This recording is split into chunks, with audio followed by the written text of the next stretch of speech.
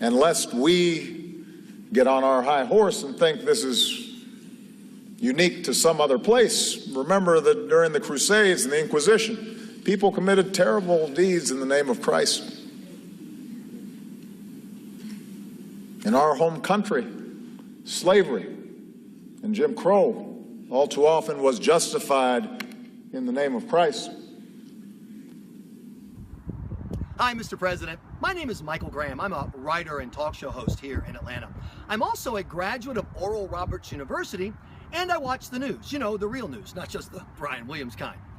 And so I was totally taken aback by your recent speech where you equated the current state of Christianity to the current state of Islam when it comes to fundamentalist violence. I simply couldn't believe that you were saying that Islam doesn't have a unique problem with violence committed by fundamentalists in the name of its theology as compared to other religions. Now, I used to run campaigns for a living, so I know you got to give politicians a certain amount of rhetorical flexibility, but there's no way that you can believe that that is true. Now, I want to point something out, Mr. President. Pointing out that Islam has a unique problem today is not a form of Islamophobia. Moderate Muslims around the world see that problem. Some are stepping up to reform it. But telling them, oh, you don't need to fix anything. After all, you're just like every other religion. That's not helping. That's hurting. So here's what I want to do. I want you to put your money where your mouth is. Mr. President, this is a $100 bill. I will set aside one of these for every person who dies at the hands of fundamentalist Christians in the year 2015. This is a $1 bill. Hi, George. I want you to set one of these aside for every person who dies in the name of Islamic violence or radical jihad. Here is my proposition, a wager, if you will. If at the end of 2015, I owe more money than you, then I will donate all that money to the charity of your choice. You can help bring down some of that debt we've been adding the last few years.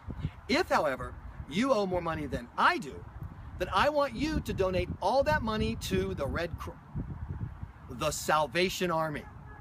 After all, it's about the Crusades, isn't it? Mr. President, you might call this my Crusader wager.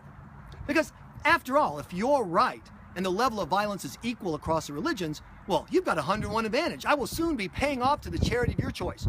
But if I'm right, and even with a 100-1 disparity, you still owe more money than I do, doesn't that show just how insulting and unnecessary it was for you to attack Christianity?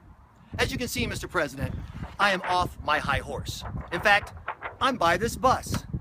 You know why? Because it's the bus you threw the members of every other religion under. Mr. President, you can sign the Crusader wager with me just by finding me at michaelgraham.com. That's Graham like Billy Graham. Oh, sorry. Didn't mean to do any Crusader hating there. That's Graham like Graham Cracker, Alexander Graham Bell, michaelgraham.com. And I invite you and Mrs. Clinton and Josh Earnest and the entire cast of MSNBC, anybody who says in public that Islam doesn't have a unique problem, that all religions are alike, that the problem is extremism and not Islamic theology, you contact me at michaelgraham.com and I will sign the Crusader wager with you. I look forward to hearing from you, Mr. President. God bless America. L'chaim. Allahu Akbar. And as your former pastor used to say, may your chickens ever come home to roost.